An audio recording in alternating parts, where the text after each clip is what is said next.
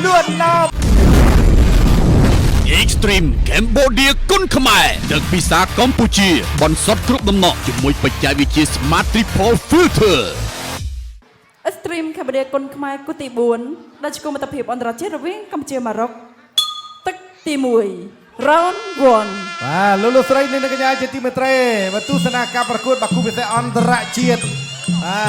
អន្តរជាតិគូទី1ត្រូវជាគូទី4នៅក្នុងកម្មវិធី Extreme Cambodia គុណខ្មែរសម្រាប់សប្តាហ៍ទី61បាទប្រកួតកំហុងកីឡាករវ៉ាន់វឿនអ្នកលេងកំភ្លើង Blue វ៉ាន់វឿនបានហើយមកប៉ះជាមួយកីឡាករ Younes Monin កីឡាកររបស់ម៉ូរ៉ាកូបាទម៉ូរ៉ាកូនេះគឺប្រទេសមួយដែលស្ថិតនៅក្នុងទ្វីបអាហ្វ្រិកញ៉ាចលោវ៉ាន់វឿនត្រូវធ្វើការងារធ្ងន់មួយទៀតបាទត្រូវធ្ងន់មួយទៀតនៅសង្វៀន Extreme នេះបាទព្យាយាមដាក់ចូលកំភ្លើង Blue មានតែ2គ្រាប់ទេមកកំភ្លើងមាន1គ្រាប់បាទញាក់មួយចាក់ជើងក្រោមមួយរបស់មុននេះដាក់ជើងក្រោមផងវិញលឿនណាគីឡូ57បាទកម្ពស់ស្មើគ្នាគីឡូស្មើគ្នាកម្ពស់1.7 គីឡូ57ឲ្យក្រោយជីក Younes Monin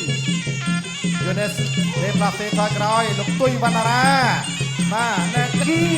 លឿនណាស់អាយ៉ាក៏វិក្បាលដល់ចូលបាទវ៉ាន់វឿនចាក់ជើងក្រោមមួយហ្នឹងMonin ធាក់តែចាក់តិចទាត់ខ្លាំងតិចញាក់មួយហ្នឹងញយមួយមកជើងសងចាក់ជើងក្រោមរបស់វ៉ាន់វឿនចលោទៅតេះអាយ៉ាក្តាប់ដៃខាវសងចាក់ទុកមួយសិនចលោដាក់ចូលបាទគូទី4នេះណានៅសល់2គូទៀតបងប្អូនបាទជួយចុច like និងជោគជ័យផងបាទដើម្បីជាកម្លាំងចិត្តទាត់បជើរបស់វ៉ាន់វឿនអ្នកលេងកំភ្លើង Blue បាទជើងស្រាក់គ្នាទាត់ទៅវិញមកជើងខាងឆ្វេងមកជើងឥឡូវនេះក្តាប់ដៃលឿនណាអូយលឿនណាស់បាទសម្រាប់ Younes Monin វ៉ាន់វឿនក៏វិក្បាលអាយ៉ាមកជើងពួកនេះអូយមុនណាឥឡូវគួរញ៉ាំកដោរាប់ហើយ4 5 6 7 7 8អូយទៅមិនរួចទេអបអសាទរអ្នក